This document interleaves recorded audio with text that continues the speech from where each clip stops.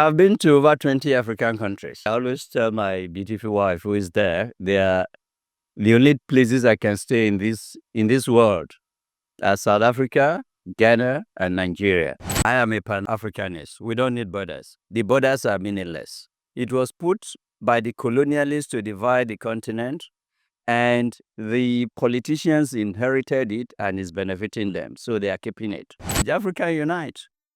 You can't have a country made up of 1 million people and say that you are going to compete with European countries. How do you negotiate? It's not possible. There is strength in number. If a Nigerian want to come to Ghana, they don't even need the airport. It's to walk through across the border, and they're here. Vice versa, it's Ghana. So I think at the end of the day, we are supposed to be one country in West Africa.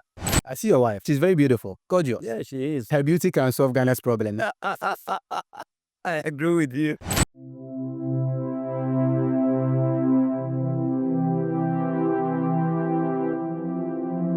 Welcome back to the channel. Sorry, we've already started our conversation. This is not an interview, just a conversation. This man here is a Nigerian. And as a matter of fact, a Ghanaian meets a Nigerian. I don't know whether we should have a conversation about Ghanaian jollof or something. But let us see. Maybe during the conversation, we are going to have that conversation. How are you? I'm good, and you? I'm doing amazing.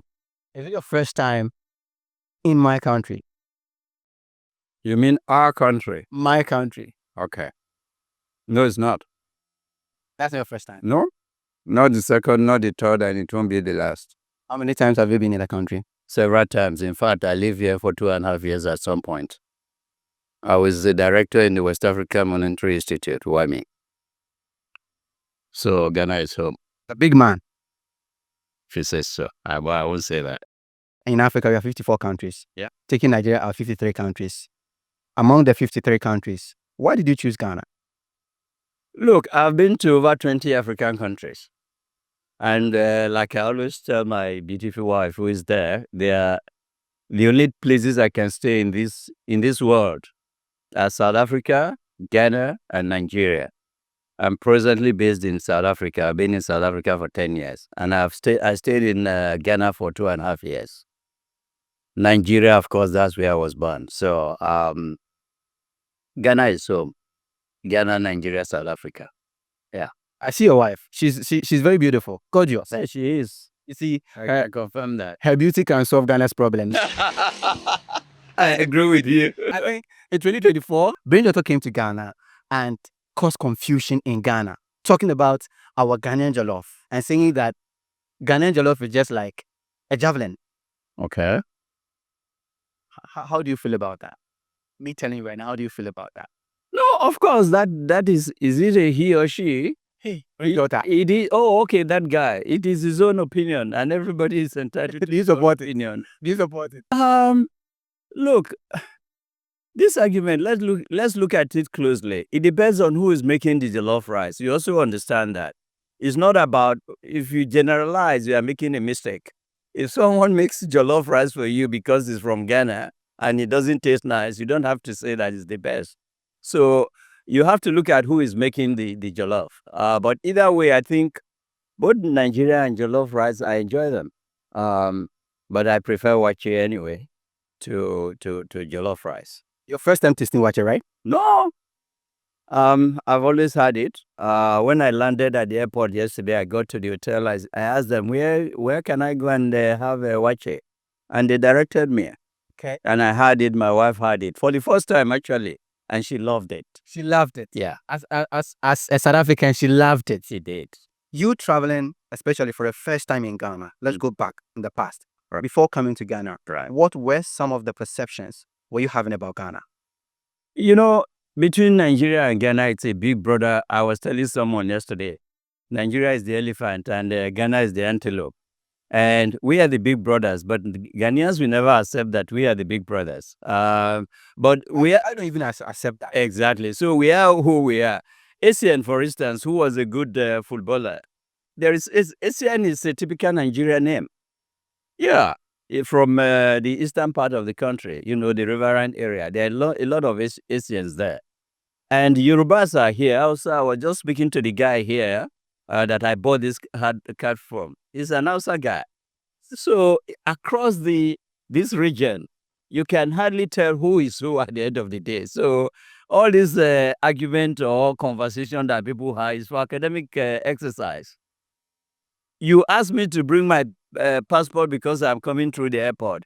If a Nigerian want to come to Ghana, they don't even need the airport. It's to walk through across the border, and they're here. Vice versa, it's Ghana.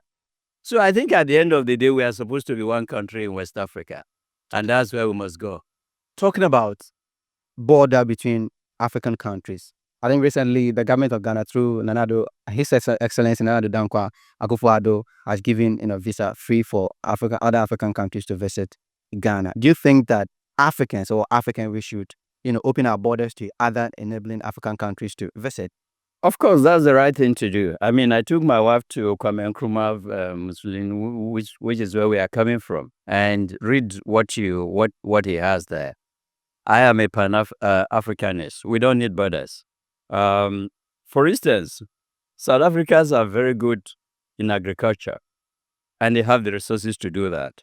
Why can't they come to Ghana, Nigeria, and ply their trade there? Vice versa, if there's something that Ghanaians are good at and Nigeria, why can't they could go to South Africa? The borders are meaningless. It's, in my personal view, it was put by the colonialists to divide the continent, and the politicians inherited it and is benefiting them, so they are keeping it. There's no need for borders. All right. I know that you're a leader, but if you are to be in those positions, just as our political leaders in there, what are some of the things, or what is the one thing that you would change as an African leader? Remove the borders. Simple. There's no two conversation about it. Just remove the borders. I mean, you want Ghana city, I'm coming with South African rand, I have to change it to dollar to buy Ghana city. Why should I do that? But thank God I was able to change Naira yesterday, in Ghana. And that cut out the cost that I would have incurred, buying dollar to change again to Ghanaian city. So the first thing to do is to remove the borders and have a common currency. With that, the cost of doing business will just drop drastically. That would be the first thing I would do. All right. Yeah. So if you have a message for Africans and non-Africans watching us right now, what would be your message to them? One message. It's a simple message. Africa unite. You can't have a country made up of 1 million people and say that you are going to compete with European countries. How do you negotiate? It's not possible. There is strength in number. In fact, I have a program called Boys to Men Africa. You can check it out. We do workshop for boys of ages between 22 and 35, and also give them coaches for 1 year just to help them as my own contribution to African unity, and it's for free. It is in Ghana or Nigeria? It's across Africa. It's online, so wherever you are in, as long as you're in Africa, you can enroll and you participate in the program. Talk about So it's about African unity. There's no two way about it if you want to progress. Yes. Your name again? Abbas Alhassan. Mr. Abbas Halas. Yes. Thank you so much. Pleasure talking to you. You are among of the few people that when I approach them with ease, because we are smiling and all that. Thank you so much. The reason I did this is because I believe in Africa. You won't see my video or picture anywhere that is not business related. Ordinarily, I wouldn't have spoken to you, but when it comes to Africa, I'm very passionate about Africa. So Africa unite. Thank you. Thank you. Guys, this is the end of the conversation, but I really hope that the wife will be here so that we have the conversation, but maybe some other time. The wife is actually a beautiful woman, and she said she can come and have that conversation. But guys, please subscribe to the channel, you comment, you like, and you share. If you're a first timer, please subscribe.